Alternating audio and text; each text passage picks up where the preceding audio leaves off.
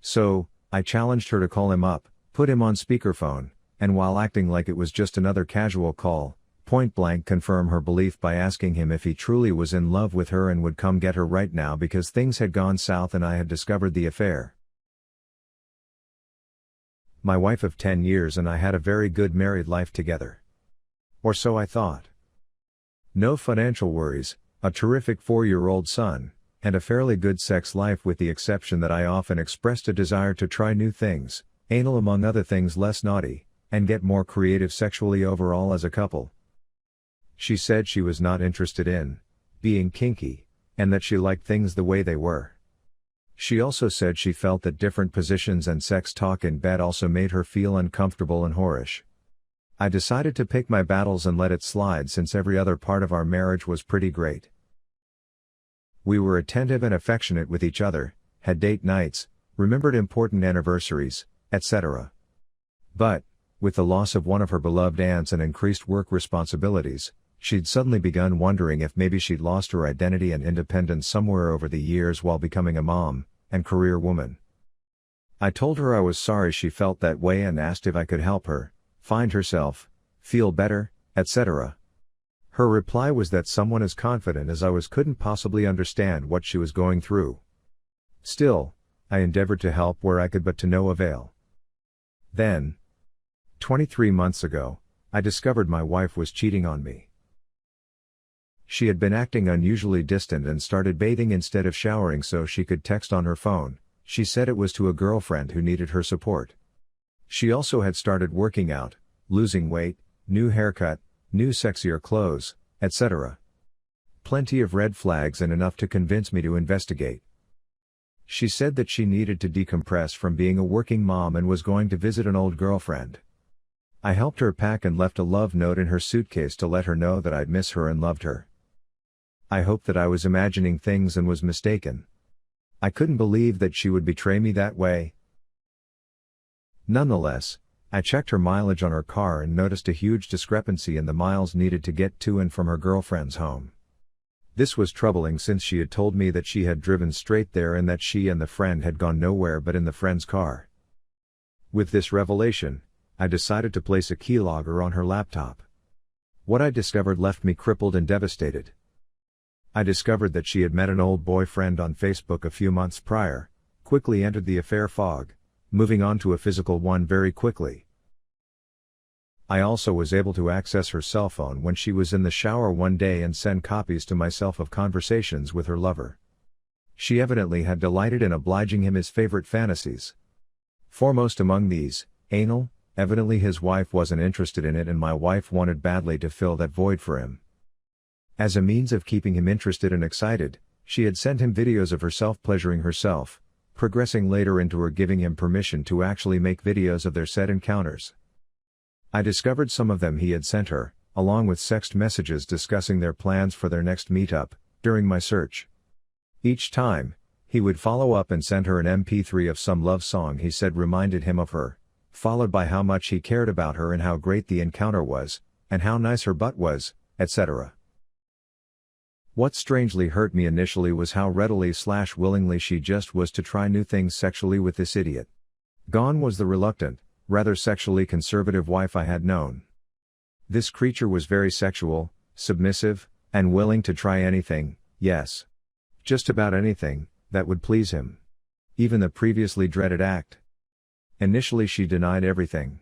Told me how angry she was that I was accusing her and how I was being paranoid. So, I showed her my evidence. She was plainly stunned and shaken.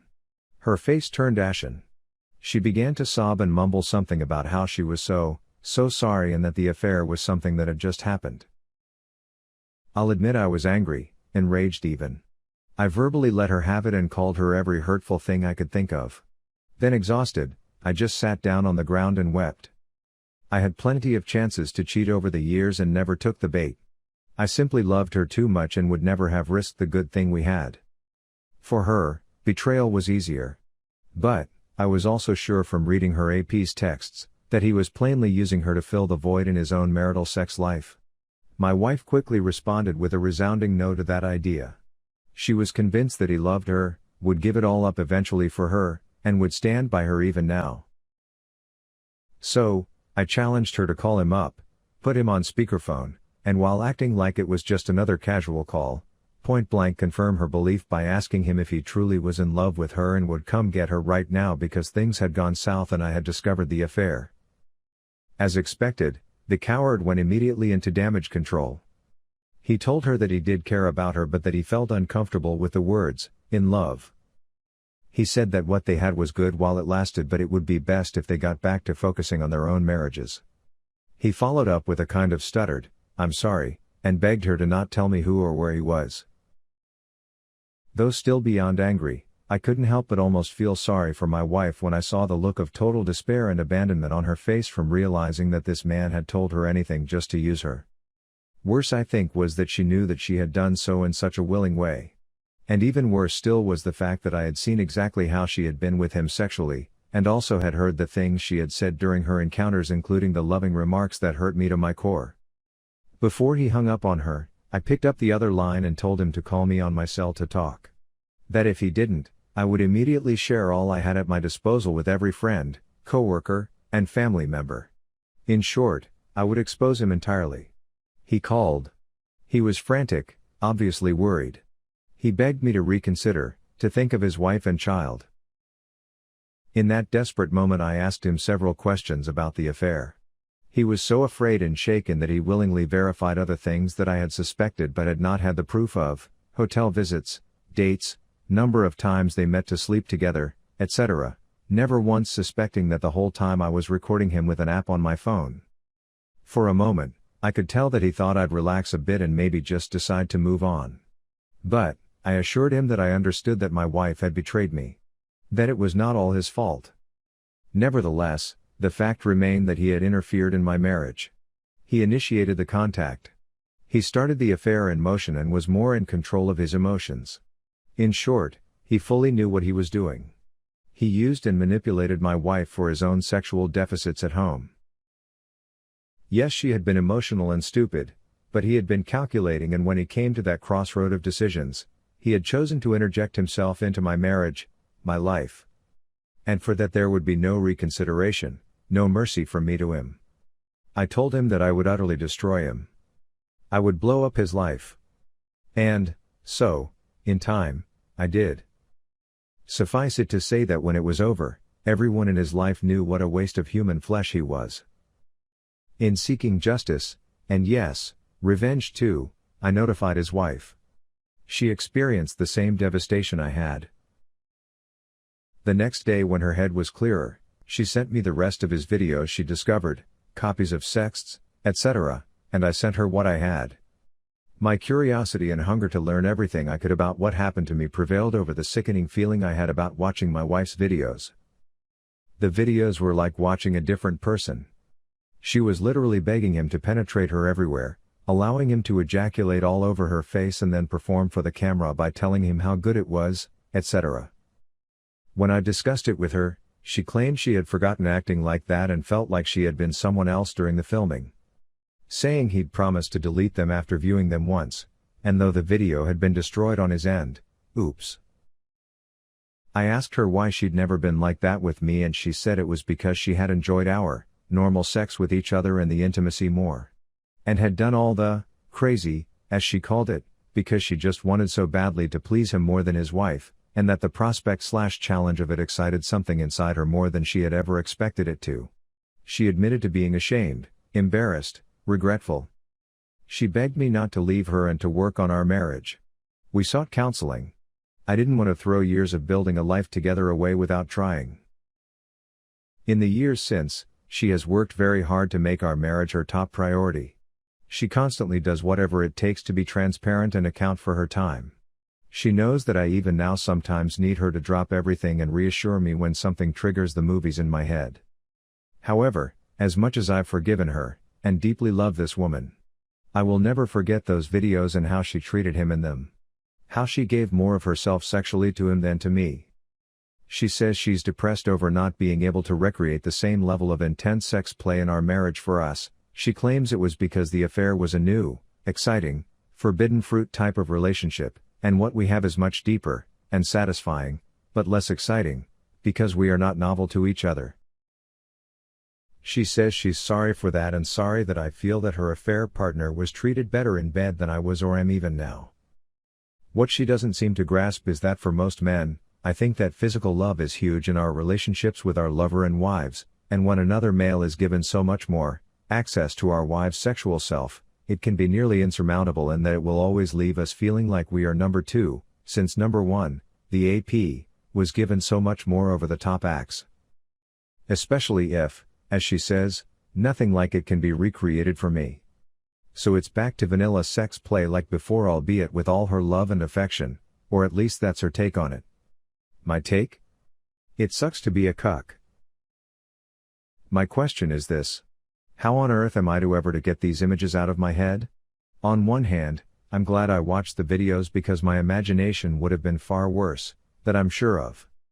At least I know that her lover was not an Adonis, but a portly guy, and an awful lover, very little foreplay and a small package. Nonetheless, the images persist, though not as often as they did in the beginning. Any suggestions on how to eradicate them?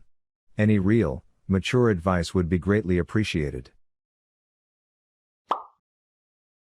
My 4-year affair partner ended it. I am in my 50s and so is he. The lovemaking was the best ever. Yes, I met him on Ashley Madison. He was in a sexless marriage. I didn't believe him at first, but he told me everything on our first date. He lives in another state but traveled here on business. He lived with the wife 1 week, then here with me 1 week. We spent many nights together. Oral, prostate massage, 6 hours non-stop plus such loving conversations. Okay. I get I will never find another. His wife, who thought sex was totally unimportant, busted him. He called, said it's over and hung up on me. This man told me non-stop he was in love with me. Yes, I got too invested. I know. Anyway, he emailed me the next day and apologized profusely and said his wife was in the room and it was suggested by the counselor. He told me not to contact him back. He also told me that since his wife found out, she's offering herself 24/7. I wanted to share him. Always told him that. I would have been his second wife in a minute and I feel like I was. He asked for an open marriage though and she said no. I originally posted on Dead Bedroom, but the kind people over there told me to post here. I will not contact him and he knows I only ever wanted him to be happy. Does anybody who has been in my position know if I'll ever hear from him again? I'm just so hurt. Thank you. I didn't want an affair, I fell in love, I lost her, and I can't move on. Help/advice please. I'm looking for advice from someone who's been there or similar. I had an emotional affair, lightly physical too, with a girl at work. Neither of us were looking for one, but were both unhappy in our current relationships. We got chatting and formed an instant connection. I am married, no kids, and when she realized she was getting feelings for me, she ended her relationship with her boyfriend at the time. The affair continued for around a year until I felt so guilty about hurting my wife and my coworker I thought it should end. Despite me loving my coworker and her making me feel like no one else ever had, not hard as I don't have a big list of exes, I said we needed to end it but didn't really want to. Things carried on, although we argued a lot more as my affair partner was obviously hurt. I was so torn between what to do. Leave my wife for a relationship with a girl based around I am, or stay with my wife where I was unhappy. Around July 2016, my affair partner announced suddenly that she thought she was over me and was beginning to see someone else. I was devastated as I had tried to convince myself I didn't love her and tried not to hurt anyone, and in doing so hurt everyone. I told my wife everything and moved out in September 2016 to my parents, where I am currently living, to try and clear my head. Having to see my AP move on with her life and be happy every day kills me. I am looking for a new job, but it is tough going. My wife says she forgives me and loves me and wants to make it work, but I just cannot say the same. My thoughts still turn to my ex-AP multiple times a day. I guess having to see her doesn't help. I feel like this whole process has broken my brain. I cannot stop thinking about my AP to the point of obsession, even now 6 months on since she got her new boyfriend, and having tried therapy, meditation, and lots of other things. I just don't feel like I'll ever lead a normal life again. To people who have experienced this or similar, will I ever be able to have a normal relationship again? Coming down from the highs of an affair with someone who I feel I had an amazing connection with have just seemed to render the rest of my life as pointless. I have read so many things about how it was based on fantasy, limerence, I didn't really know her, etc., and tried so much to work on loving me as a person, but nothing seems to work. I know I am not a victim in this, my wife is, but I just want to hear from anyone else that's been in a similar situation. Broke it off with AP to try and do the right thing and regretted it every day since. How did things work out? Did you find someone new? Do normal relationships still feel as good? I have learned a lot from this whole thing and will never make these mistakes again. I just want to move on with my life, but I am so stuck. Thanks for listening. It's been over a year since I have heard/talked to my former AP. His wife found out, and at the time I wasn't ready to deal with changing my life so drastically. We like you were co-workers. Unlike your situation though, he left the position suddenly after his wife found out about his activities. Long story, I was the one who initially stopped contact. I was afraid of what this situation would do to my career and my family. I reached out to him again about 2 months after it ended to apologize for my ghosting him. We agreed to meet to talk. The day came and I again put work ahead of my AP. We spoke once on the phone since then. I, like you, tried to put my life back together. Unfortunately, there isn't a day that goes by that I don't think of my former affair partner. I also have tried therapy, filling up my time with the gym, something he always encouraged, work obsessively, focus on bettering myself. Nothing has worked for me. I feel as though nothing will compare to what AP and I shared. It wasn't all roses. We fought, but we always resolved our issues through communication. Honestly, if we had put the effort into either of our respective marriages instead of into each other, we might have been happier in them than outside of them.